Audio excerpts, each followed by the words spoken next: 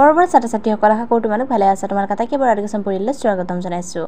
যদি ভিডিঅ'টি পোৱা তোমালোক উপকৃত হোৱা তেন্তে লাইক আৰু শ্বেয়াৰ কৰিবলৈ নাপাহৰিবা। চেনেলটো যদি তেওঁলোকে ছাবস্ক্ৰাইব কৰা নাই তেন্তে দৰকাৰী নটিফিকেশ্যন পাবলৈ চেনেলটো ছাবস্ক্ৰাইব কৰি ল'বা। আহাচোন অলপ পলমকৈ আলোচনা কৰা বিষয়টোৰ মাজলৈ যাওঁ। যিহেতু থাম্বনেইল লিখি তোমালোকে ধৰিব পাৰিছাই যে আমি আজি কিহৰ বিষয়ে আলোচনা কৰিম। আচলতে মেট্ৰিক পৰীক্ষাৰ ৰিজাল্ট কেতিয়া ঘোষণা কৰা হ'ব সকলোৰে মনত এটাই প্ৰশ্ন চলি আছে। বিহুৰ আগত কৰিব নে বিহুৰ পাছত কৰিব, হয় নহয়, নে মে' মাহত কৰিবগৈ নে মে' ফাৰ্ষ্ট উইকত কৰিব নে মে' লাষ্ট উইকত কৰিব, সকলোৰে মনত প্ৰশ্ন আহি আছে। কিছুৱে ক'লে আকৌ 20 তাৰিখে কৰিব, 20 এপ্ৰিলত হেনো ৰিজাল্ট ঘোষণা কৰিব বুলি কৈ আছে।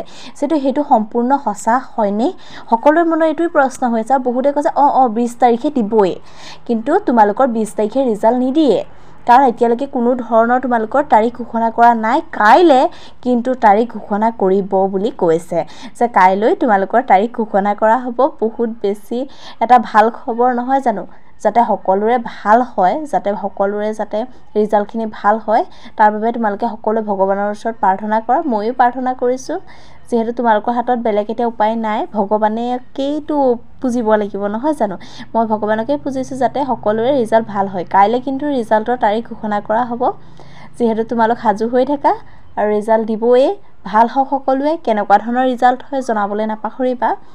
সকলোকে মোৰ ফালৰ পৰা, সকলোলৈকে আচলতে মোৰ ফালৰ পৰা বহুত মানে শুভেচ্ছা থাকি ৰিজাল্ট ল'বলৈ, আৰু সকলোৰে ভাল হ'ব। এইবাৰ বহুতকে পাছ কৰাই দিম বুলি কৈছে যিহেতু, আৰু সকলোৰে সমাজ বিজ্ঞানখন বহুতৰে টান বুলি কৈছিলে নহয় জানো, কিন্তু তোমালোকৰ সমাজ বিজ্ঞানৰ আচলতে কি কৰিব, অকণমান ঢিলাকৈ চাব বুলি কৈছে নহয় জানো।